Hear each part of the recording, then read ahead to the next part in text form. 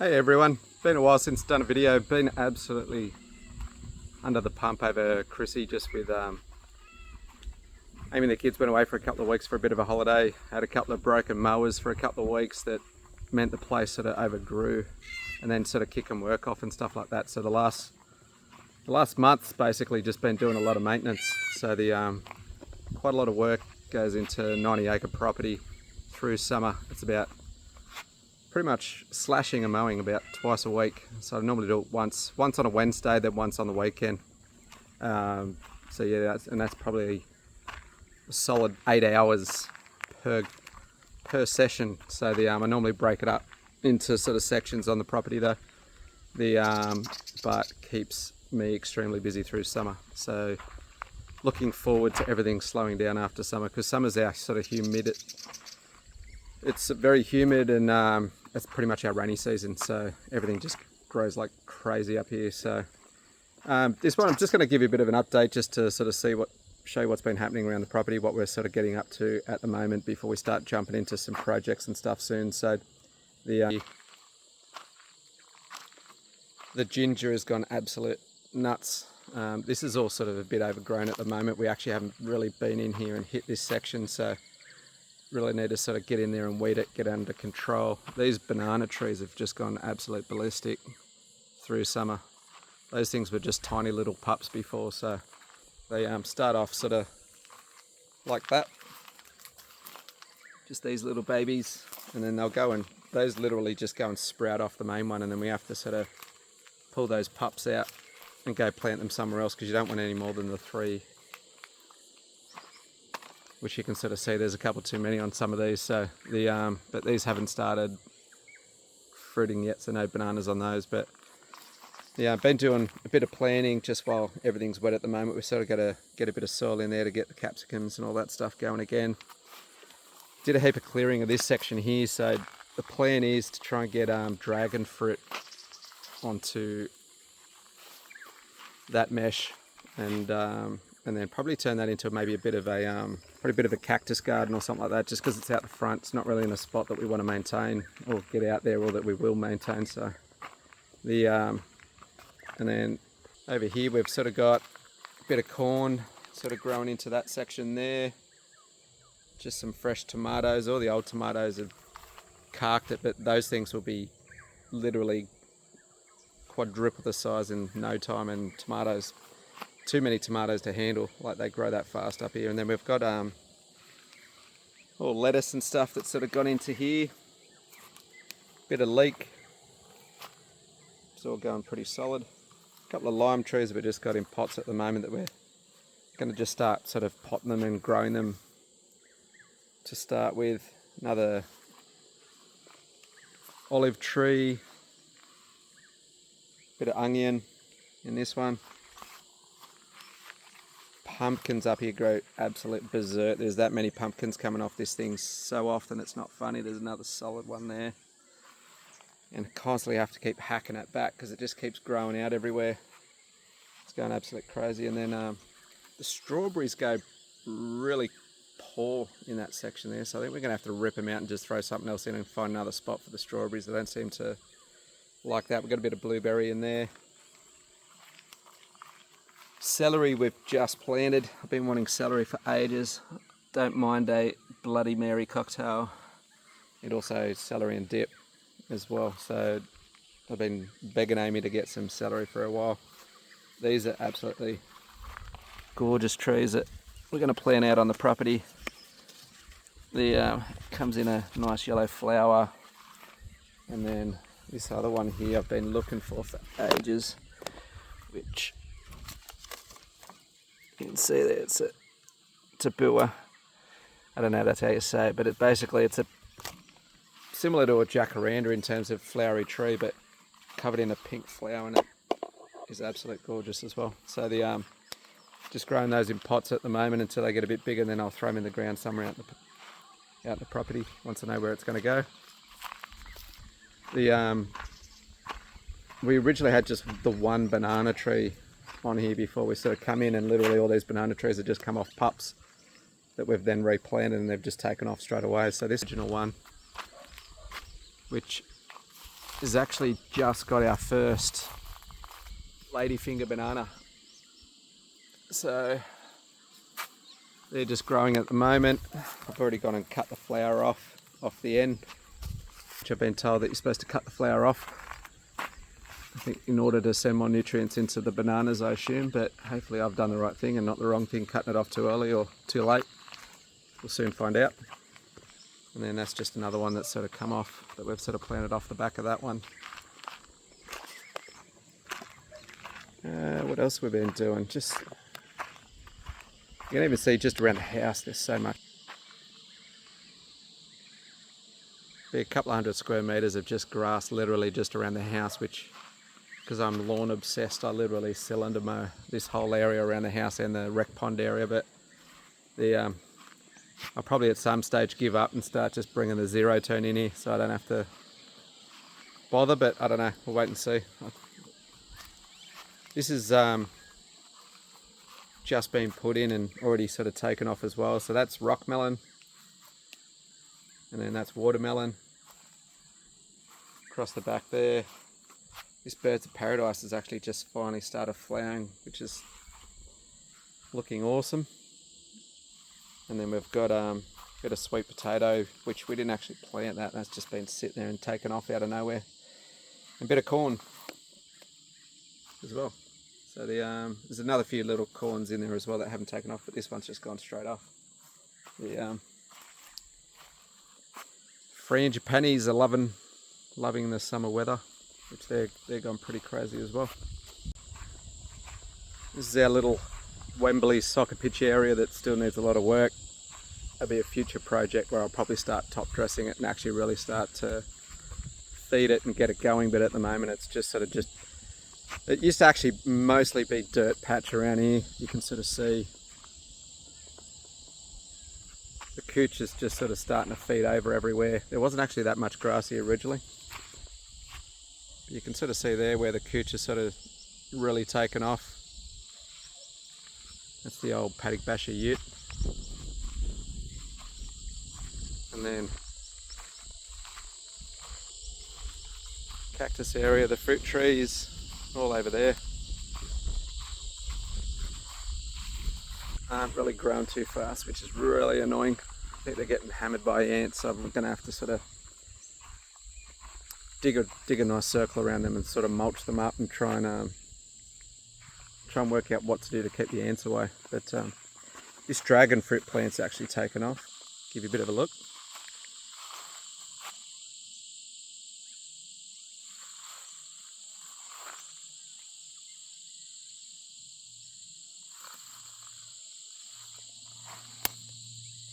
You can sort of see that fruit. So once those turn pink, bright pink, they're ready for picking, which make an unbelievable smoothie bowl.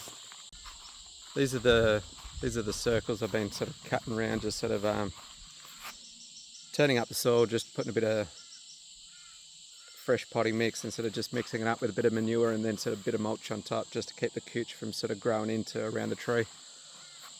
That'll be a nice, hopefully at some point, jacaranda that once that sort of takes off. Again, because we hadn't had much water, these are all only really starting to sort of leaf up and grow now, so even though it looks a bit bare, it's actually starting to go pretty good compared to before. Same as this mango tree, this was going nowhere for ages, struggling to get over a metre, just pretty much a twig, and it's really started to take off, and I've just gone and done that on the weekend as stuff as well. So the Tyler's been doing a bit of archery. This is going to be a greenhouse area that we're going to fix up. You can sort of see we've got a bit of veg and stuff in there already, but we're going to get weed matting all through here, get rid of the grass, and then put a couple of stands over that far side there where we're going to do seedlings and sort of grow all the veg from seedlings, and then sort of then move them into, once they grow a little bit, put them into the planter boxes everywhere, just so we don't have to spend so much at Bunnings. In terms of growing that, but and then this, I'll frame up the door, put a couple of more of these sort of sleeper poles through the centres, and then frame up this whole space, and then get some of the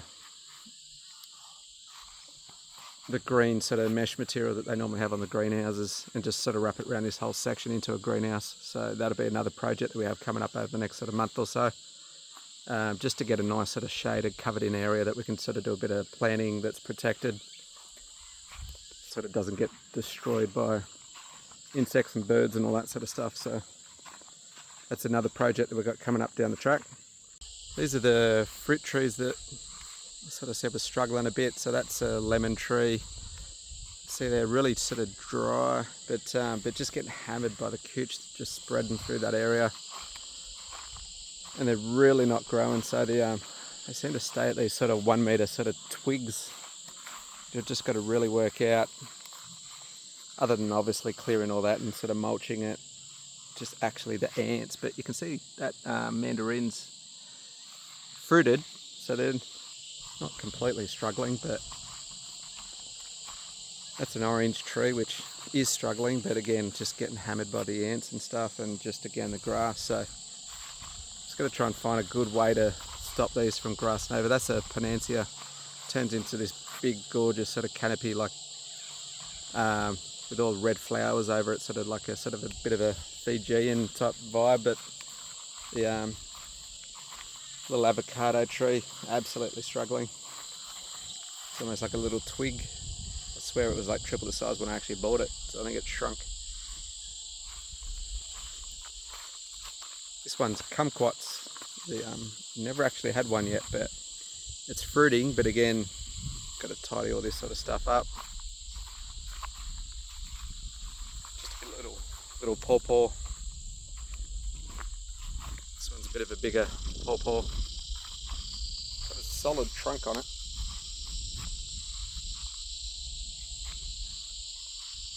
That one's not going too bad. This mulberry tree actually took off straight away. We got so many mulberries off it. This one hasn't struggled. It's probably the only thing that's just shot up straight. So yeah. Any tips on how to make these things go to 4 meters in about 4 months, or 4 years? Whatever makes them go a lot faster than what we're doing. Pop some comments, give us some tips, because I'm very impatient. I really want some fruit. So this paddock, the 3 miniature Galloways are barely keeping down. I'm actually having to slash this thing once a week, just because the grass is growing that long, and the 3 of them can't keep up. So good for them. We're not running out of food or feed at all for them. But and they feed literally almost all day long. So you can sort of see there, it's pretty thick in there, but that's even after it's been slashed and cut. So they've got a fair bit of space all the way up to the end up there. And then that bottom paddock, it's probably over head height at the moment, but that needs to be slashed and cleared again. That'll end up having cattle, but proper cattle, not miniature teddy bear cows like the 3 pet ones, Mateo and Milo and that, but actual proper meat cows. So we haven't worked out what breed yet, so we're still sort of tossing up between Brangus or Brahman, or not sure. Something that makes a nice eye fillet somehow, occasionally. But yeah, we'll probably end up with about 10-20 head of cattle down in the sort of bottom 2 paddocks. So that's this year's big project. So we've got to, well, both paddocks are probably a good 20 acres each. So we've got to completely fence one of them and then tidy up the fence on the other one. Then got to get yards and a crush and everything as well, which we don't have at the moment. So so fencing and crushes and all that stuff, and setting up the yards, and then we sort of need to set up the fencing in a way that we can still access the dam track. So we'll sort of have that sort of runway strip, I can't remember the name for it, but where you can sort of essentially open up the gates across the 2 and then push the cows into the other paddock, so we can rest the paddock every couple of months and then move them into the other one, and then sort of vice versa, swing them back. So but yeah, sort of, I'd say something like 10 to 20 head of cattle in there down the bottom, which Amy's going to become a full-time cattle farmer whenever I'm at work, and then I'll help out when I'm around the property. But the other thing that we've been doing as well, sort of give you, this is just more of the space that has to be sort of zero turn, so it's a fair space from up the top. That's the rec pond area. Yeah, the other little project that this one is over the next sort of couple of weeks, we'll film this one as well.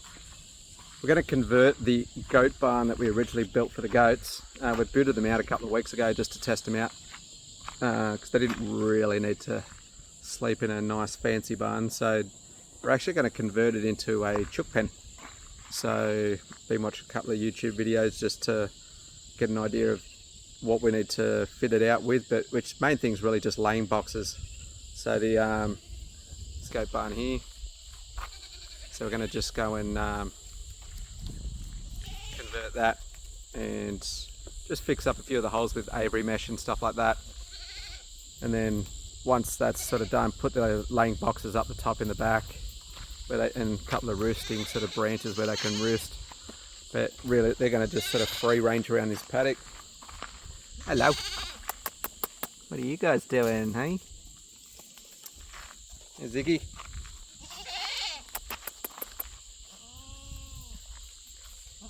But they'll just free range around this paddock, just with the goats and the cows. So but the plan is we're going to have to, so you can see this mesh here's got sort of these big holes.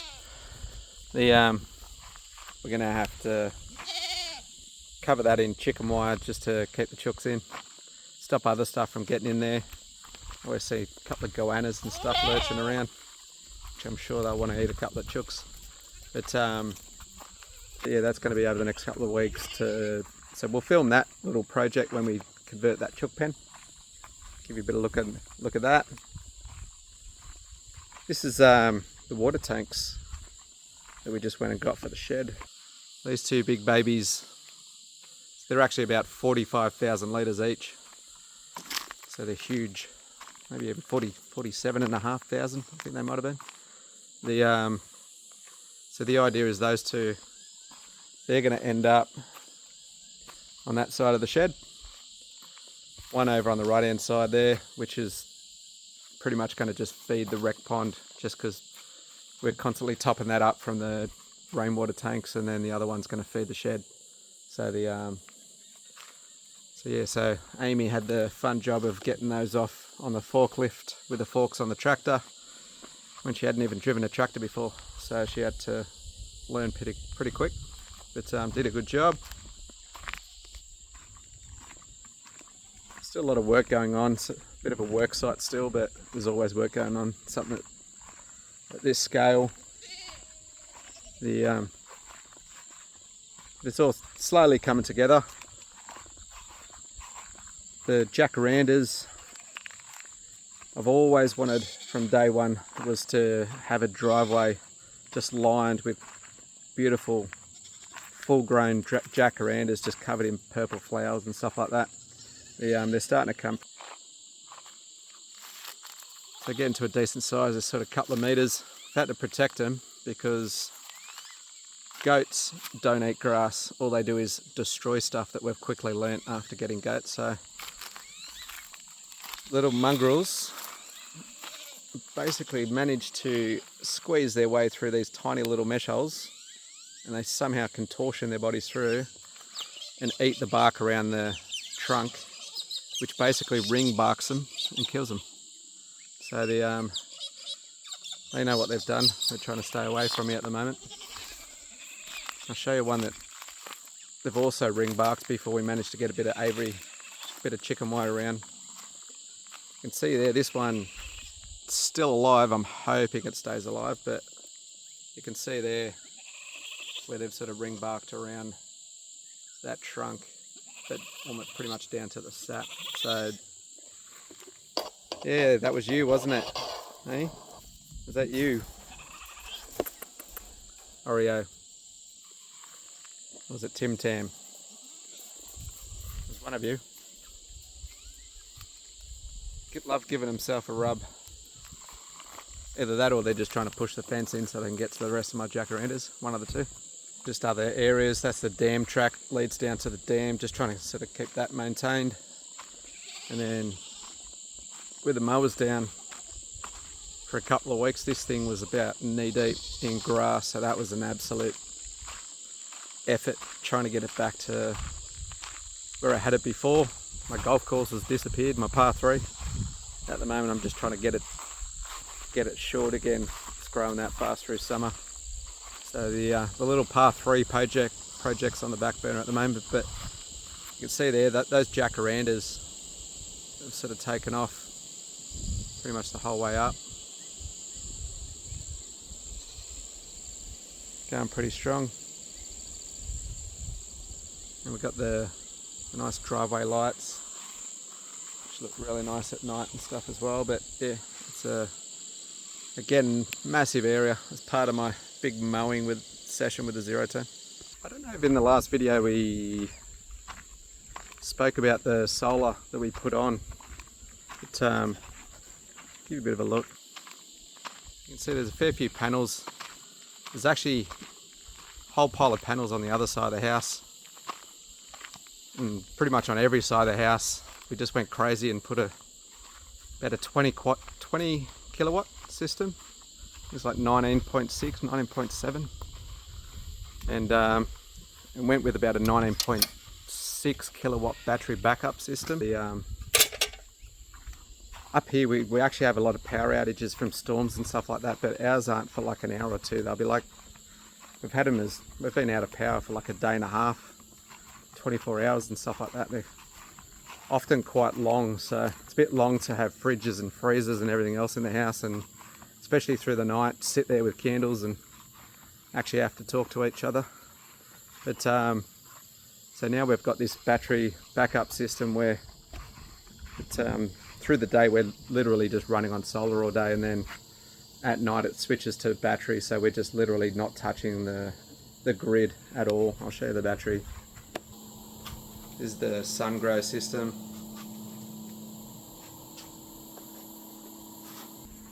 So that system, it's unbelievable. So yeah, I didn't even realise the whole area was out after a storm. It might have been about a week ago, and we didn't even notice. We literally were running on battery the entire time, and that was with aircon cranking and fans going and full power. The whole house just runs off the circuit with the battery backup. So the yeah, we're paying about, I think, $650 a month, something crazy, because we only got one energy provider up this way, and so it was an essential investment. One of the first things we had to sort of do ASAP was sort of get the solar sorted. So even though it was expensive, it's going to pay itself off in no time, because yeah, we're literally gone from $650 a month to we're in credit like every day. And literally not even touching the grid. So I think it worked out, pay itself off in about 2.5 years. So and we get a lot of sun up here. So yeah, you can't even tell, but it's actually quite late in the evening. It's still pretty light up here. This old tyre still on the trampoline. That's a forward flip tyre.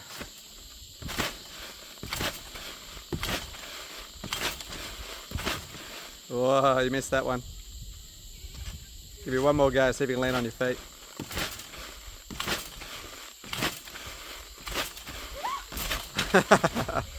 Alright, one more. I reckon you got this one.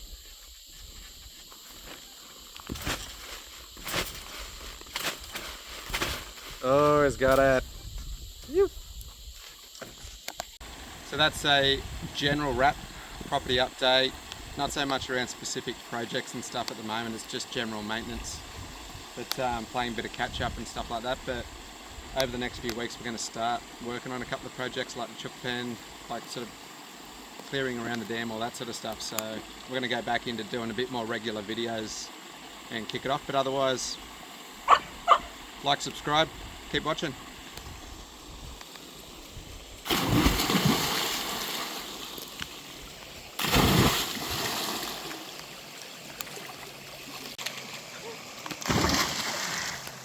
alone.